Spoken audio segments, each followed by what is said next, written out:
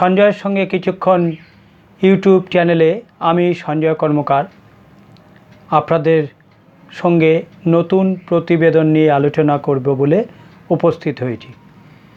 এখনকার প্রতিবেদনের প্রতিপাদ্য বিষয় সাগরদিঘির তৃণমূল প্রার্থী বায়রন বিশ্বাস। অদ্ভুত তার কথাবার্তা এই মুহূর্তে শোনা যাচ্ছে। তিনি সাগরদিঘির প্রার্থী হয়েছিলেন 2023 সালে, বাম সমর্থিত কংগ্রেস প্রার্থী। তিনি সবাইকে অবাক করে দিয়ে সেই উপনির্বাচনে জয়লাভ করেছিলেন। অবাক করে দিয়ে এই কারণে বলছি, কারণ উপনির্বাচনে সাধারণত বিরোধী প্রার্থীরা জেতে না। পশ্চিমবঙ্গের এটাই একটা ট্র্যাডিশন।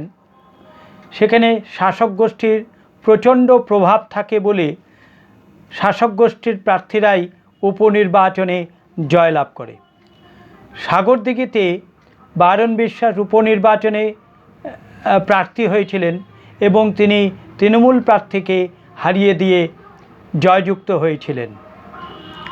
কিন্তু অত্যন্ত দুঃখের বিষয় বা পরিতাপের বিষয় এই যে কিছুদিনের মধ্যেই তিনি সকলকে অবাক করে দিয়ে অভিষেক ব্যানার্জির হাত থেকে পতাকা নিয়ে তৃণমূলে যোগদান করেছিলেন। তৃণমূলের এই যোগদান করার ফলে কংগ্রেসের ভীষণ মন ভেঙে গিয়েছিল, আফসোস হয়েছিল যে এমন একজন প্রার্থীকে তারা দাঁড় করালো যে তিনি জয়যুক্ত হওয়ার সঙ্গে সঙ্গেই কালক্ষেপ না করেই তিনি তৃণমূলে যোগদান করলেন। এটা শুধু কংগ্রেসকে নয়, সারা রাজ্যবাসীকেই প্রায় অবাক করে দিয়েছিল, কিন্তু কিছু করার ছিল না। কিন্তু এবারেও তৃণমূল প্রার্থী তিনি হয়েছেন সাগরদিঘিতে। বেশ কিছুদিন আগে তিনি একথা বললেন যে তার গুরুদেব হচ্ছে অধীর রঞ্জন চৌধুরী।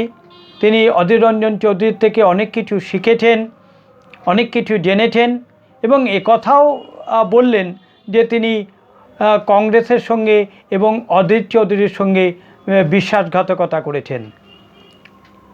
সবাই হয়তো ভাবলো তিনি হয়তো বিবেকের দংশনে কথা বলেছেন।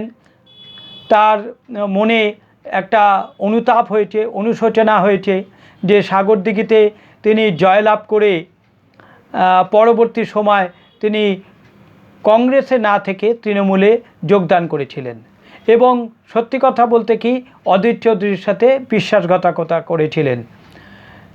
তিনি কথা বলাতে তৃণমূলের তরফ থেকে একটু দুশ্চিন্তার বিষয় ছিল যে তারাও ভাবতে লাগলো যে তারা কাকে প্রার্থী করেছে। অধীর চৌধুরীর কাছে তিনি শিখেছেন এবং অধীর চৌধুরীর সাথে তিনি বিশ্বাসঘাতকতা করেছেন, এটা তৃণমূলের অন্দরে একটু আলোড়ন ফেলেছিল এবং তৃণমূলের যারা শীর্ষকর্তা ব্যক্তি বা নেত্রী আছেন তাদের খুব একটা পছন্দ হয়নি। কিন্তু গতকাল আরও ভয়ঙ্কর বা ভয়াবহ ঘটনা ঘটেছে যে তিনি সর্বসমক্ষে একেবারে অন ক্যামেরা বলছেন আমি হারছি এবং আরও কিছু প্রার্থীর নাম করে বললেন তারাও হারছে। অবাক কাণ্ড। এখনো পর্যন্ত পশ্চিমবঙ্গে এরম চিত্র খুব একটা দেখা যায়নি যে প্রার্থী নিজে বলছেন আমি হারছি।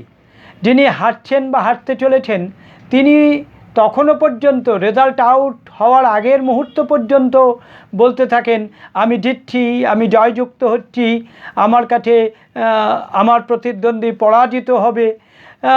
তারা চিৎকার করে তারা মনের জোর নিয়ে বলতে থাকেন বা বলেন, কিন্তু এইটা একেবারে পুরো উল্টা পুরাণ যে তৃণমূলের প্রার্থী, শাসক গোষ্ঠীর প্রার্থী, তিনি বলছেন আমি হারছি এবং তার সঙ্গে আরও কিছু প্রার্থীর নাম করলেন শাসক গোষ্ঠীর, তারাও নাকি হারতে চলেছে।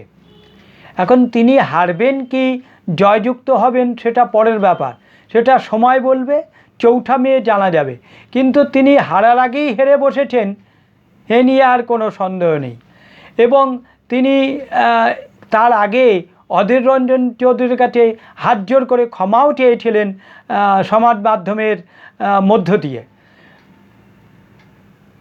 এহেন প্রার্থীকে তৃণমূল কিভাবে সামলাবে বা তার কথার কি প্রত্যুত্তর দেবে বা তার কি জবাব দেবে তা এখনো পর্যন্ত জানা যায়নি, বা হয়তো নিশ্চয়ই তৃণমূল কিছু বলবে, হয়তো বা নিশ্চুপ থেকে সেই বিষয়টাকে এড়িয়ে যেতে পারে।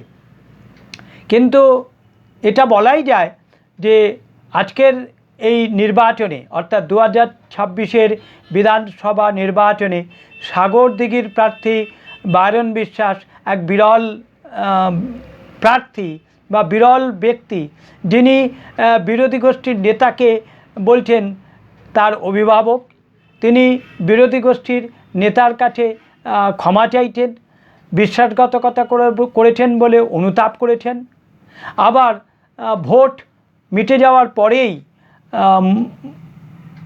মুর্শিদাবাদের ভোট হয়ে গেছে, প্রথম দফাতে ভোট হয়ে যাওয়ার পরেই তিনি সর্বসমক্ষে বলছেন আমি হারছি। দেখা যাক, বায়রন বিশ্বাসের মতো প্রার্থী খুব একটা পাওয়া যায় না।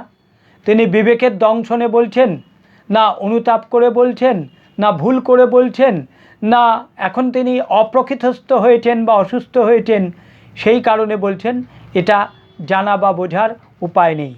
তবে দেখা যাক ভবিষ্যতে কি হয়, বা ভবিষ্যতই বলবে যে তিনি সঠিক বলছেন না বেঠিক বলছেন, সুস্থ আছেন না অসুস্থ আছেন।